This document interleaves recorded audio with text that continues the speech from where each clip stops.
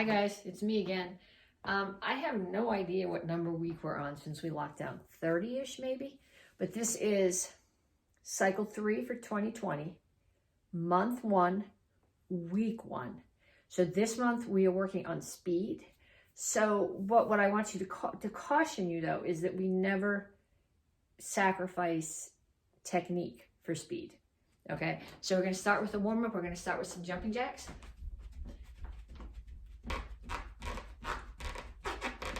You can do regular jacks if you want. My shoulders just like this sort better.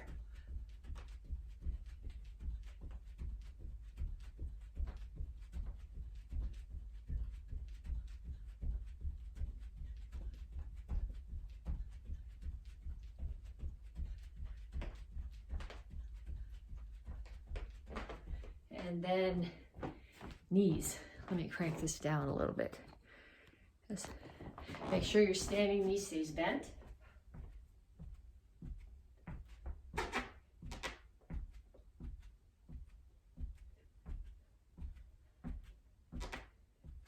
Other side.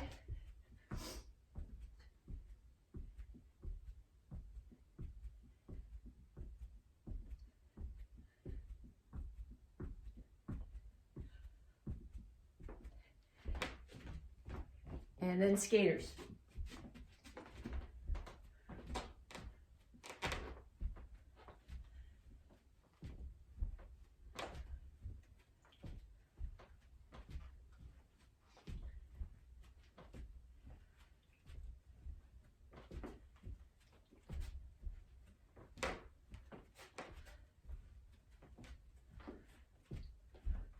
And kicks. Front, side, back.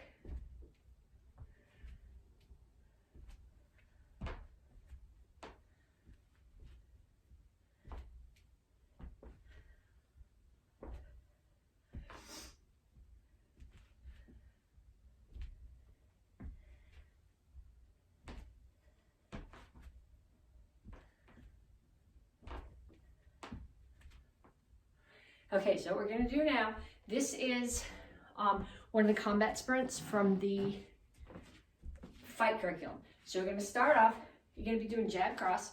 When I say down, hit the floor, do 5 push-ups, come right back up, start punching again.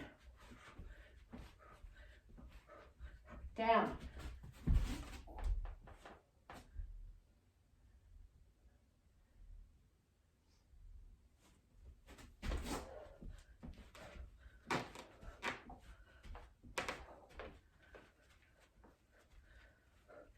Down.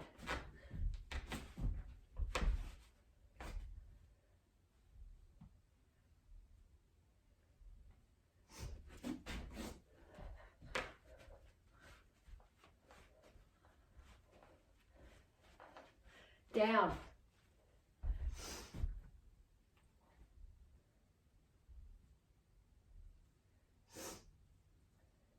And back to the beginning. Back to jacks.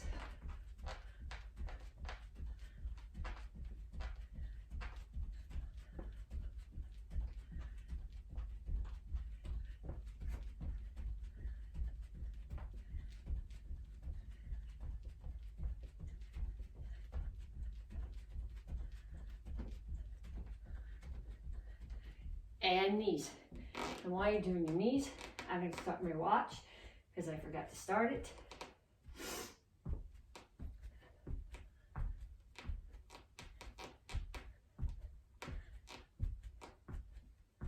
Other side.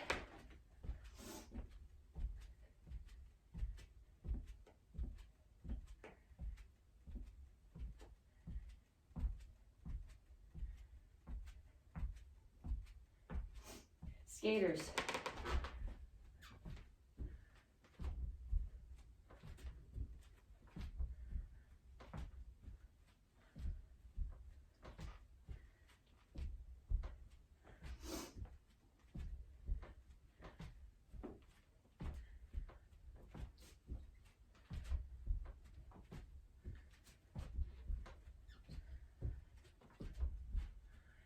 And kicks, front, side, back.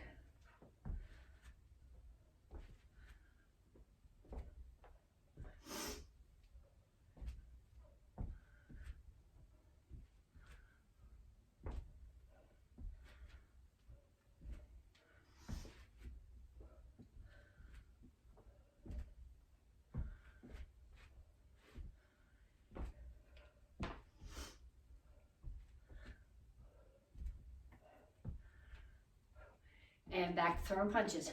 When I say down, hit the floor, 5 push-ups. Down.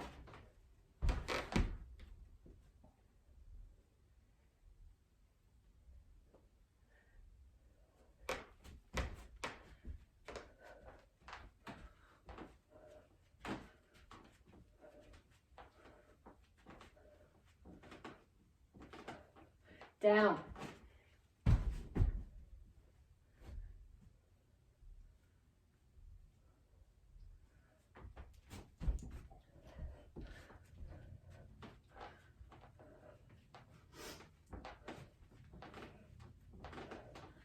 Down.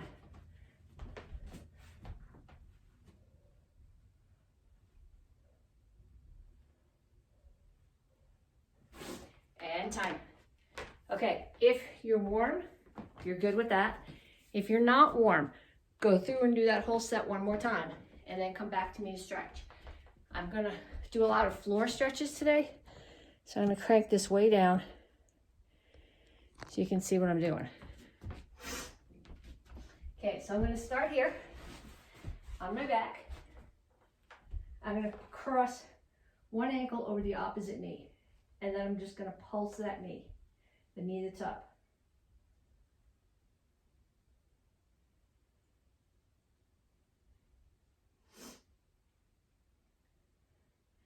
And then I'm gonna take my hands and I'm gonna grab behind the hamstring of my other foot. I'm gonna pull this leg in while I'm pushing this knee out. You should feel this stretch primarily here in the leg that the knee is up.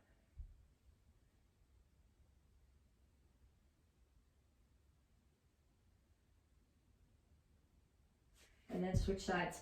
Other knees up and pulse it.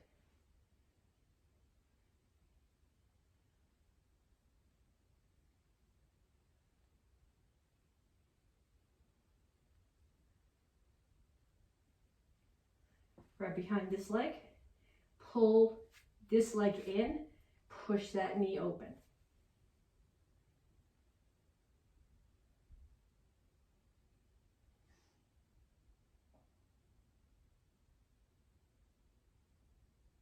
And then sit up.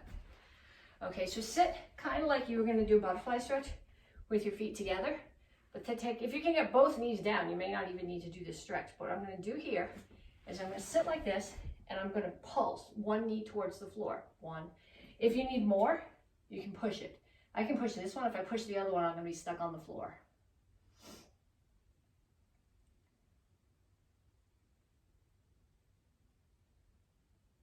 And then the other side.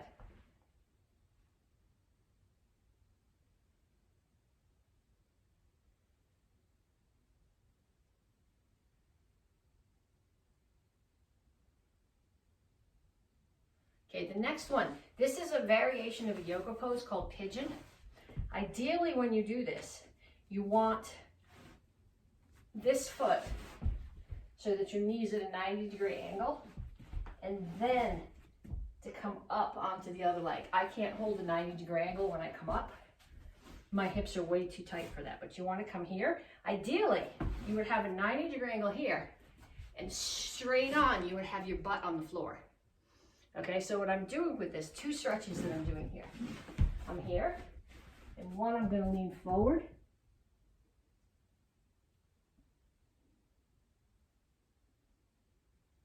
And then I'm going to arch my back.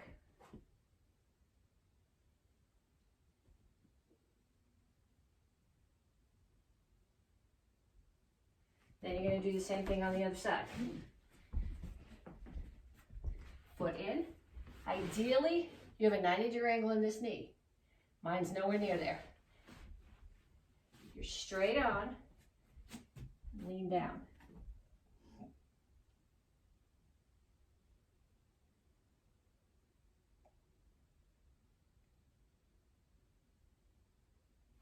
And then arch back.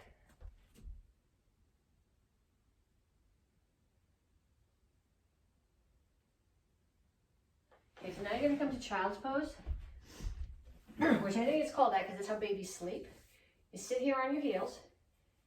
you're reaching your hands forward. It looks like a resting pose, but it's really not. You're reaching your hands forward as far as they'll go. You're pushing your butt back as far as it will go, and you're pushing your chest down toward the floor.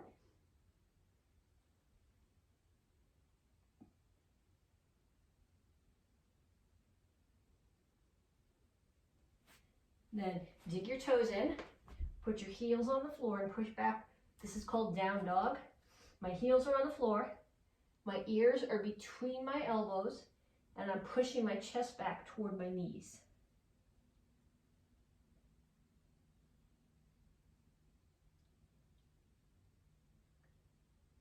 And then I push back into a squat. So when you're in your squat here, ideally, your heels are on the floor.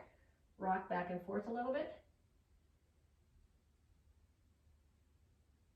And put your hands on the floor and straighten out your legs. And up. Okay, so I can crank this a little way back up again, I think.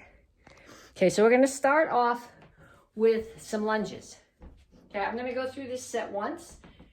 Ideally, you should do it 2 or 3 times. Either do it 2 or 3 times now, or when you get to the end of the video, go back and do the set again. But you probably won't do it, so it's better if you do it now.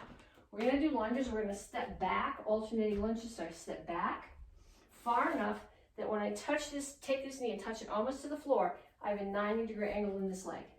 And then I step and do it with the other one.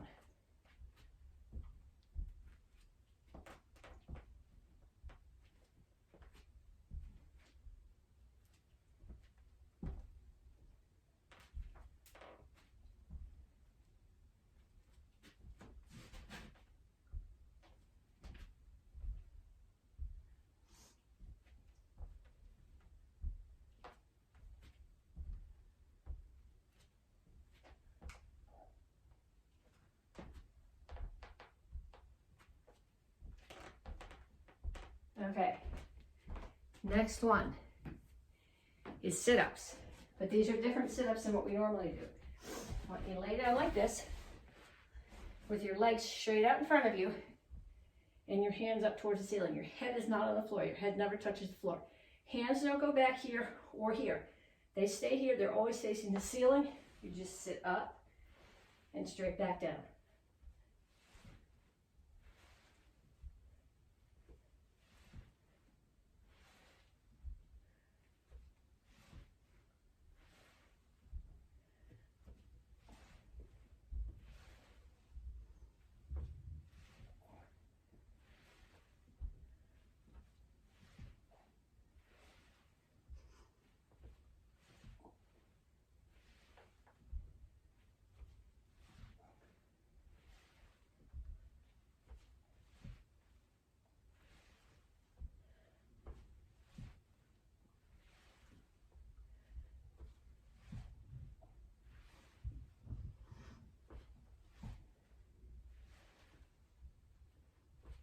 Okay, and the last one that we're going to do is dips. And I'll show you a couple of variations for these. Okay, the thing about dips is that your elbows should be moving. So the goal when you're doing a dip is here. Okay, if your wrists bend properly, your fingers should be facing towards your toes. Okay, if they can't, do this. If you want to, I can't on this rug, it hurts. I have to come up here. But you want tabletop here. And what happens is you're bending your elbows. This isn't a dip. Okay, so you're here. If that's too much, you can do dips like this. But again, make sure that the work is coming from your elbows, not your hips. The third variation for this, and I'm going to show you this one, but you better not cheat if you do it. Okay, if you just can't get your butt off the floor, you can do your dips this way. Okay, but if you're doing them this way, you have to make sure that you're actually using your triceps and that you're not just doing half sit-ups. Okay, so we come to here, tabletop, and bend.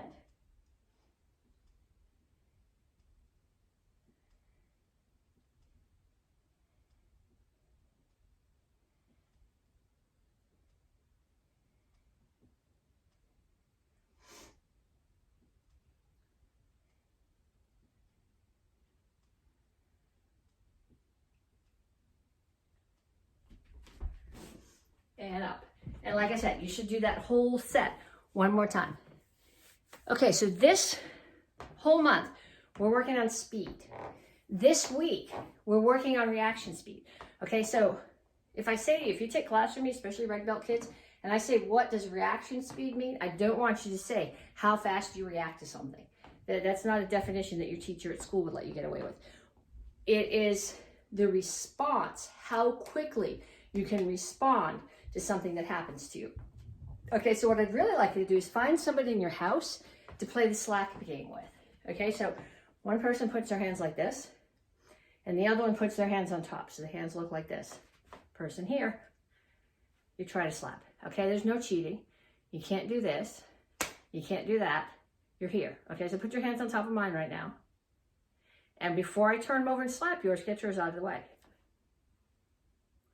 Ready? I think you guys are faster than me. Yeah, you got it that time. Okay, now trade jobs. Okay, I got you a couple times, but I'm not really fast. Yeah, you got me that time. Okay, so find somebody in your house that you can play that game with, okay? That's the classic definition of reaction speed, being able to get your hands out of the way before they get slapped. Okay, then we're going to take a couple of combinations. These would be good sparring combinations that we can, or combinations that come out of the forms that we can put together that when they're done in response to something that's done to you, you can do back. So the first one that we're going to start with, it's actually two techniques. The first one is a side kick. So I'm here, side kick 1, 2, 3, 4, 5. And you're going to do 5 more on the other leg. I'm not. This one's still not working. So 1, 2, 3, 4, 5.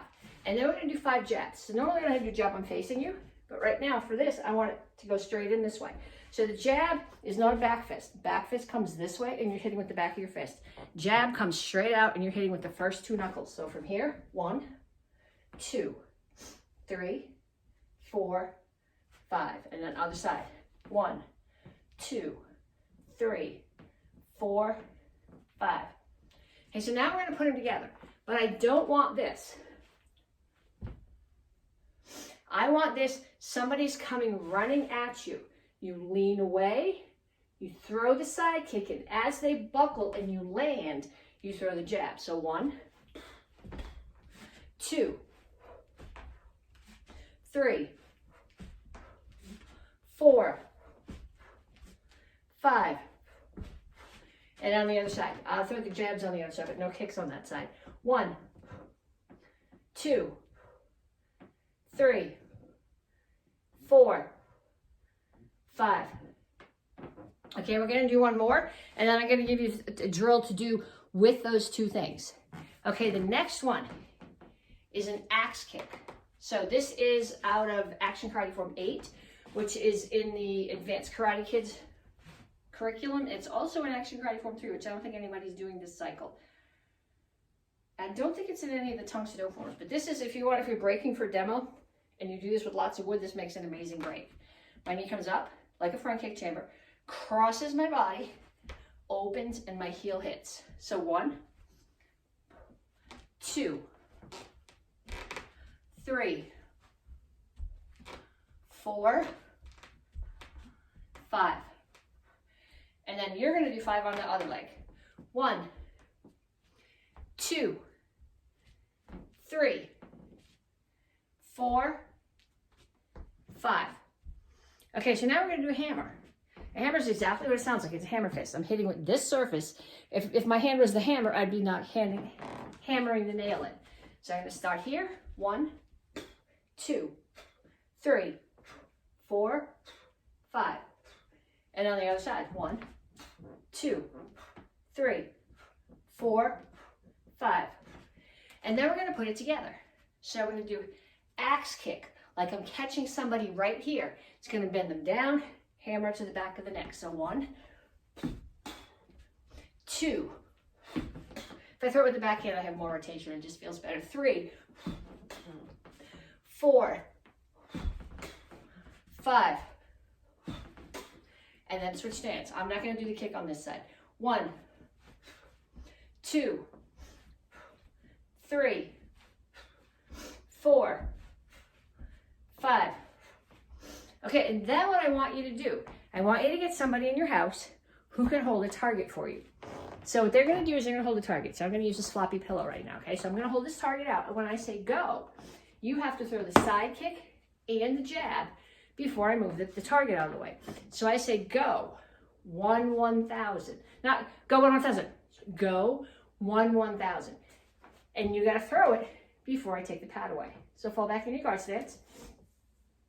Go, 1, 1,000. Go, 1, 1,000. See where I'm going with that? So I want you to find somebody in your house who can hold a target for you. If you have x-ray paper, the x-ray paper makes a great noise when you hit it. If you can hit it, that's incentive to go fast. But if you don't have x-ray paper, use a pillow, use your t-shirt hanging, I don't care. Just have somebody put up a target for there. And then we have one more thing to do as part of this warm-up. If you come to class inside the building, we'll be doing sparring combinations with your hands and your feet on the heavy backs. We still can't hit each other. And if you're taking class outside, we're doing them in the air. If you're doing this at home and you have a heavy bag, feel free to pull the bag out and do this combination. The combination is a straight punch, a hook punch, and an elbow. And what I'm going to do right now is I'm just going to break those things down. A straight punch is what we call in Tang Soo Do chindan kyak. So it comes straight off the back and I rotate. So when I say jab, cross, that cross is my straight punch. So let's throw 5 on each side. 1, 2, 3, 4, 5. And then 5 on the other side. 1, 2, 3, 4, 5. And then we're going to do a hook punch. Hook punch is not a hook punch. That's haymaker. Okay, hook punch, I'm here, comes up. My elbow is the same height as my shoulder. I rotate my hips. So it's somebody who's close to me and I'm hitting here or here. So again, we're going to do 5 on each side. 1, 2, 3, 4, 5. And then 5 on the other side. 1, 2, 3, 4, 5. And then the next technique, we're going to use an elbow. Okay, if you do sparring in class or at one of our tournaments and you use an elbow on somebody's head, you're going to get disqualified. Just remember that. Okay, so think about this as a self-defense technique more than a sparring technique. But when you're hitting something with the elbow, you don't want to hit with the tip of your elbow. Okay, make muscles. You're either hitting with this or you're hitting with that. And we're going to do a couple of both. Okay, so if I hit, I can hit across. So something's here, I hit across, and I come back. Across and back. So we'll do 5 of those on each side. 1, that's actually two elbows. 2, 3, 4, 5. And on the other side, 1, 2, 3, 4, 5. Okay, there's also up elbows and behind elbows. So you can throw up or behind. Behind, black belts, if you review Jinte last cycle, it's there. Karate Kids, it's an action karate form 4, which we're doing this cycle. Okay, so what I want to see from you guys, if you're doing this as a video for credit, what I'd like to see you do is put together your own combination of a cross, a hook, and an elbow. Okay, so I could do cross, hook, come back with an elbow, same hand. I could do cross, hook, elbow. I could do cross, hook, elbow. Okay, so I want you to come up with 3 different combinations that use a cross, a hook, and an elbow. Videotape that and send that to me. And then go get a drink if you need to, and then come on back and we'll get on with the rest of class. Okay, so you should be done your warm-up, your stretches, your conditioning. You should be arms dead from doing dips. And we're gonna get on to the next part. Okay, so this is really, the first week of the cycle is really the beginning of the cycle is really my favorite because I get to go back and drill in all the basics that you need for the forms. You guys are all like, just get on with it and teach me the form. I just want to know the form. Oh, well, I want you to know the basics so you understand what you're doing. So we're going to come all the way back to the very beginning right now. Shingle chassis. So when I'm in shingle chassis, my feet are not shoulder width apart. Shoulder width is it's a good rule of thumb, but it's really got more to do with how long your legs are. My legs are long and they're pretty flexible, so my stance is more than shoulder width apart. But the distance from here to here has to be the same as the distance from front to back. This is slippery on the wood floor with my socks, but it's too cold in here for bare feet. So I'm in shingle chassis. My stance is the same from here to here as it is from here to here. All my toes are pointing forward. My front knee is bent. My back knee is straight. And I get my forward by pushing my hips forward, not by leaning my head. That's offering my head as a target. So I come here, hips, head, shoulders stay square, feet stay on the floor. This is not a good idea with socks on the wood floor. Coming forward, maybe I'll only go back as far as the rug when I go backwards. And then I go back the same way.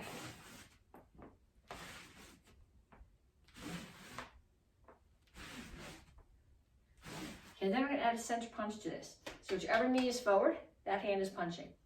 Find your ribs, follow them up to where they meet. That's the target for your punch.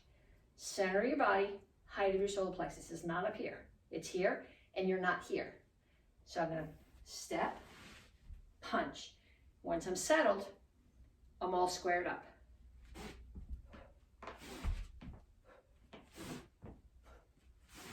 And going back the same way.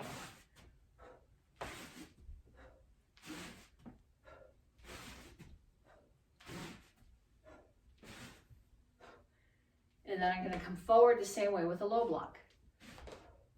Feet come together. Okay, when I'm coming straight forward with the punch, they come together here.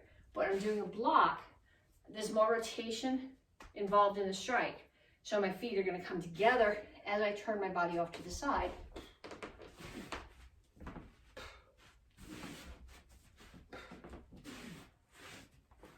And going back.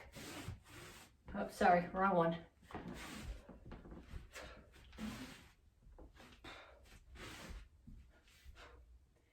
Okay, and then the next one that we're going to do is a horse stance. There's two different horse stances. A couple cycles ago, we did nyanchis. We did nyanchis for like 3 cycles in a row. When you do nyanchis, you're in kimachasi with your toes straight forward.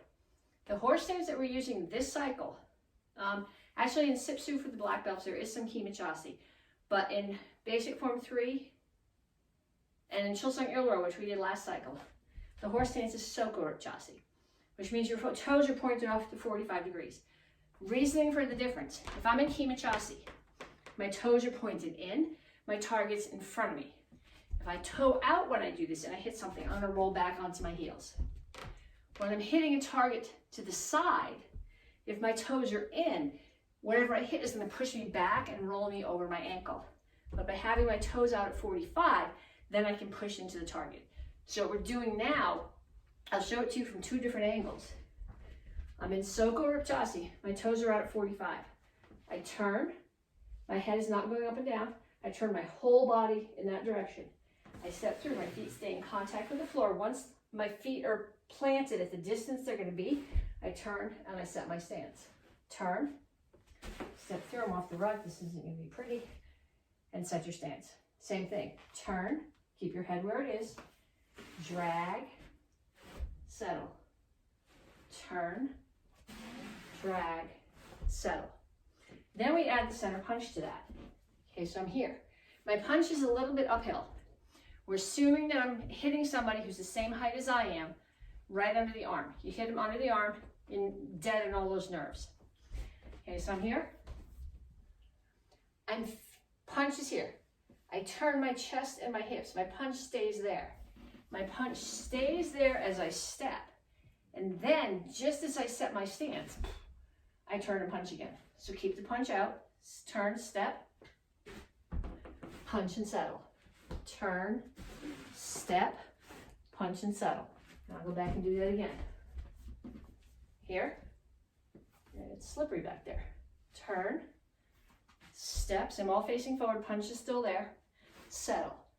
People tend to want to do this. It's not there, it stays out. Okay, so do a few more sets of those back and forth until you can do them solid. When you're ready, you're going to come back to me and we're going to work on a cat stance. This is not a cat stance. Okay, this is a Japanese cat stance. It's in some of the forms. This is not the cat stance I want right now. The cat stance I want right now, you're going to start, I got both of my heels on the line, okay? So if I'm going to go that way first, I'm going to keep this heel on the line, and I'm going to take this whole foot and put it on the line, which for most of you is going to force your hips that way. force your hips back to here. I'm going to do this on the other side. That side hurts. Force your hips back to here so they're straight. Then what I'm going to do, I'm not lifting this heel. What I'm doing is a punch coming at my head from that way. So I'm just taking this toe, the ball of the foot, and pushing my head back. See how my head moves? Okay, so I'm not going like this. I'm not going like this. I'm not here. I'm just standing here and pushing my head back away from what's coming at me. Okay, so we'll go just in that direction. So my hands are going to chamber here. Okay, they're facing my palm, they're closed. Palms are facing you. And the hand that's going to do the block is on the outside, is further away from me. So I'm here, I chamber, I turn the foot, I settle in my block and back. So let's do that 5 times. 1, 2, 3, 4, 5. And then you're going to do 5 more on the other side. 1, 2, 3, 4, 5. And now what I want you to do is have somebody take something, swing it at your head. Okay, so you're standing here, somebody's standing there, they swing it at your head. Make sure first that they're actually swinging. So if you don't get out your head out of the way and block, they're going to hit you. If they're swinging out here, it's not doing you any good.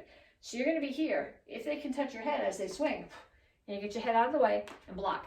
5 more on each side. Stop the video if you need to, and then we'll come back and do the next drill.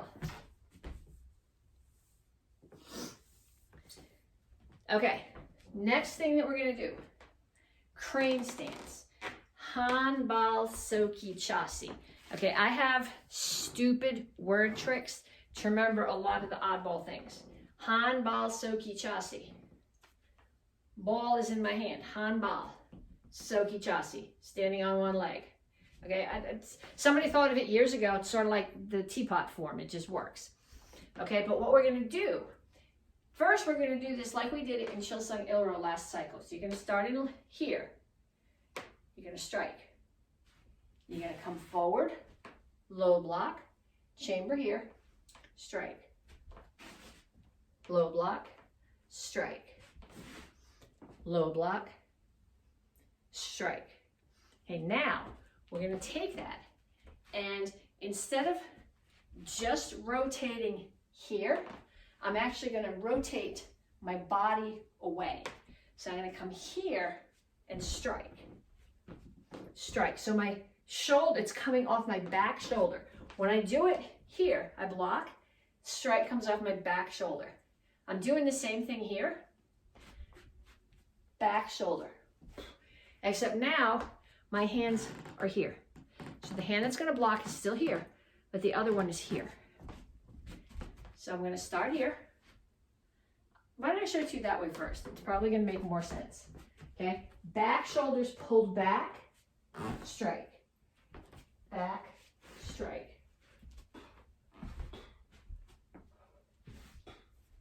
Slippery back here.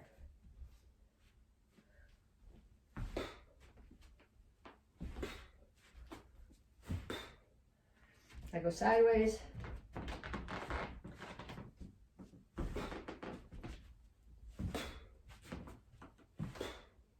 Okay, do that. Do that in a bunch of different directions. Okay, and then once you've done that a bunch of times in a bunch of different directions, we're going to do a drill with that Japanese cat stance. Remember that? I told you that this was the Korean cat stance, and this is a Japanese cat stance.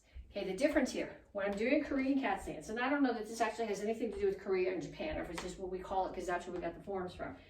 But when I'm doing a Korean cat stance, my feet are more than shoulder width apart. I turn this one. I get 70% of my weight here, 30% here. The attack is coming from that way. So the foot's facing that way. The block is facing that way. But my chest and shoulders, so my face is facing that way too, but my chest and shoulders are facing here. When I change it up to a Japanese cat stance, I'm going to turn my chest and shoulders towards the target and bring 90% of my weight onto this back leg, which is going to force the front one to come in. So this is a much shorter stance, and your heel is higher off the floor. So here's the regular cat stance. My heel's just clearing the floor. When I turn, I pull back. Okay, so we're going to do now, you're going to start here, and someone is attacking, and you're going to pull back to that cat stance. Okay, so just 1, 2. So see what it's doing? Look at my head. See where my head is? Attack's coming at me. 3, 4, 5. And then same thing on the other side. 1, 2, 3, 4, 5. Okay, so I want you to practice that in front of your mirror and look where your head is. Okay, just like we did when we did this one. Look where your head is, make sure it's getting out of the way. Same thing here. Look where your head is, make sure it's getting out of the way of the target. Okay, so I want you to do a bunch of those on each side. And then you're going to come back to me and we're going to do a couple of self-defenses. Okay, so the first one is two-hand choke from the rear. It's called Hidden Sword. This comes to us from Kempo. And the Kempo self-defenses all have names. Hidden Sword, twigs, branches, wings, depends on what you're hitting. In this case, this is the sword and you're hiding it.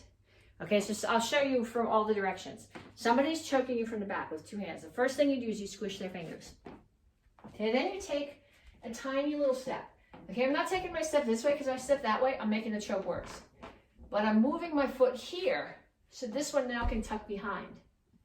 I tuck this one behind, this one comes up, it comes around, and this strikes their elbow. We've had this discussion before. Elbows want to bend that way. They don't want to bend that way. So you hit the elbow. Then there's some people who tell you have to hit them in the head. It's going to depend how big they are. If I have to do this to hit them in the head, a strike to the floating ribs is going to be more useful. If they're the same height as I am, yes, head makes sense. So you got to think about where your attack is coming from. Okay, so I'll show you this from this direction. They choke me, squish the fingers, move this foot so this one can get behind, turn, break the elbow, punch. Okay, from here, squish the fingers, little step, tuck behind, break, punch. Okay, there's nothing to say you can't do it the other way. Well, this is something to say I can't do it the other way. My left side is really stupid. But, which is why I always do it this way, so that I'm punching you with my right hand. Because punching you with my left hand is not going to be useful. But if you want to try it on the other way, squish the fingers, step behind, break the elbow, punch. For me, that's not as useful as a punch.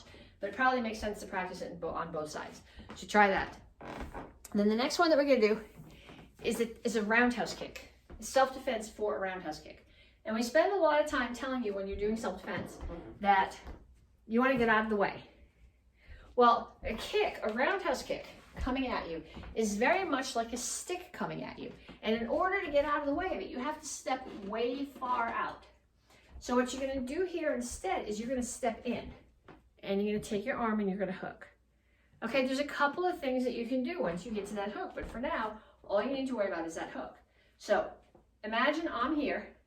And I'm coming at you with a right leg roundhouse kick, back leg roundhouse kick. Okay, and so I'm going to step in, grab underneath. Now, if I just step in and grab underneath, chances are you're going to grab me and start hitting me. So I'm going to come in and I'm going to step in underneath and I'm going to hit you. Remember the elbows that we practiced in the warm-up? I'm going to use that elbow as I step in. So you're cradling the leg this way. So you're not grabbing here. You're cradling that way. So the attack comes here. And the self-defense, you step inside, grab an elbow. I want you to find someone in your house to practice both of those self-defenses with. Don't break their elbows with your forearm, and do not break their face with your elbow when you're doing this one. But I do want you to practice that. So go practice that. And then when you come back, we're going to do a couple more techniques. Yes, go practice it. Stop the video. Okay, so you practiced, right? You better have practiced. Okay, then we're going to do a couple of techniques. We're going to start with a knee. When you hit somebody with your knee, do not hit with your kneecap. That's called the patella. If you hit something with your kneecap, you're going to break your kneecap rather than breaking whoever or whatever you're hitting. Okay, tighten up the muscles in your legs. These muscles at the base of your quad, that's what you want to be hitting with. Okay, there's 2 different knee strikes we can do. There's Murapchaki, which is a straight knee, and there's Talio Murapchaki, which is a round knee. Just like Talio Apchaki is a roundhouse kick, Talio Murapchaki is a round knee kick. You gotta be holding on to your target, okay? There's no point in throwing a knee like that. They're gonna be gone, they're not gonna be there. But we're gonna do this straight knee first from a clinch. So when you do this, you make your hands into a butterfly. Put them on the back of the other person's neck here. Never lace your fingers. You make your butterfly this way, it's here, and you take your forearms and you tuck them in close. Okay, put their head on your chest. Then, power comes from rotation. Here's my rotation. Okay, I'm gonna pull them in and throw the knee. So let's do 5 on each side. 1, 2, 3, 4, 5. And then the other side. 1, 2, 3, 4, 5. Okay, then we're gonna add a jump to it. So I've got somebody here, I'm holding on, and I'm gonna slide my weight in. So I'm not jumping just here, but I'm actually pushing my hips into the target. So 1, 2, 3, 4, 5. And yeah, I think I can do it on this side. 1, 2, 3, 4, 5. Okay, that's a hard one to practice on somebody in your house. If you have big kicking shields in the house, that's great. If you have a bunch of pillows and somebody that you trust a lot, you might want to practice that. Otherwise, save that one. Okay, then there's one more thing I want to work on. I'm going to crank the phone down a little bit for this because I want you to see the floor. Okay, so this cycle, we're working on rolls and break falls. And everybody's like, we can't do rolls and break falls if we're taking class outside because we can't do break falls outside. Yeah, we can do break falls outside. Chances are I won't make you do them on the pavement. Although I might, once everybody's wearing a heavy winter coat and we have the little puzzle mats out there. But we will go out in the grass and do them. But even more important, or just as important in a different way, as being able to get back, to fall down, not getting hurt, is being able to get back up. Because if somebody knocks you down and you get back up off the floor like this,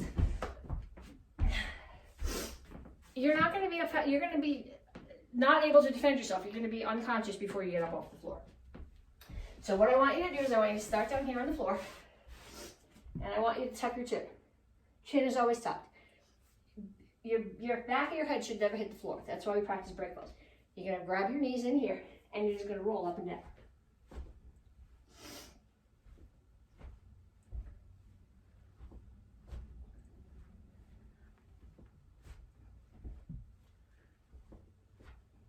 Okay, then you're gonna come here, and you're gonna sit like this, and I'm gonna put my feet here. Now, so feet are here, knees are apart. I'm gonna put both knees on the floor. Okay, I'm not moving my butt. Pick one foot, knee up, other knee up, and I go the other way. Back and forth.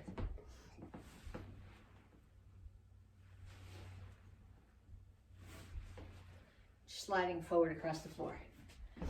Okay, and then what we're gonna do from here, I'm gonna show you two different ways to get up. The way that you get up from a roll is called a figure four. So when I say figure four, think about the number 4 that's like this, like channel 4, that kind of number 4. And I make my feet into a 4 on the floor. So if I was doing it the other way, which I can't, I'm too uncoordinated to do this way, this knee would be almost on the floor. This foot is up. You're gonna roll back, push yourself up onto this knee, and then up on your feet. Okay, so same thing here. Roll back, up through the figure 4, and up. Okay, that's one. That's a figure 4 get up. That's the one that when we're doing rolls, you get up from that. The other one is called the tripod get up. And some of you guys have done tripod transitions with me. I also call them sit-outs. But this is what a tripod transition is. I start here, which is actually a quad pod. I got four points down. But I'm gonna pick one hand up. Now I'm in a tripod. I shoot one through the hole. Okay, so if I'm sitting here, if I'm down, I fell down here. I'm gonna put my hand here. I'm gonna put this foot here, this hand is up, so the opposite foot's gonna shoot through the hole. So what I've done basically, here's my transition going down. I get knocked down, I put this hand, I plant this hand and this foot. This is gonna be the third one. It pushes through and comes back. So from the other direction, it looks like this. I'm here, I get knocked down. I plant this hand and the opposite foot. There's 2 feet of my tripod. This leg is gonna be the third part of the tripod, and it comes back and I stand up. The advantage to doing that, I'm moving my head away from whatever's hitting me. Okay, if I'm here and I go this way to get up, my face is coming towards whatever is attacking me. If I go this way, put my hand down, my foot down, I step back. Now my head has moved back from whatever's hitting me. So I want you to practice those because we will, let me crank this up so I can talk to you again. We will be practicing those outside. If you take class inside, there's easier, obviously, but like I said, once everybody's wearing a coat, we'll go out in the grass and in the dirt. Nobody's gonna die from a little bit of dirt. We will be practicing in those on that outside, and I will see you later this week.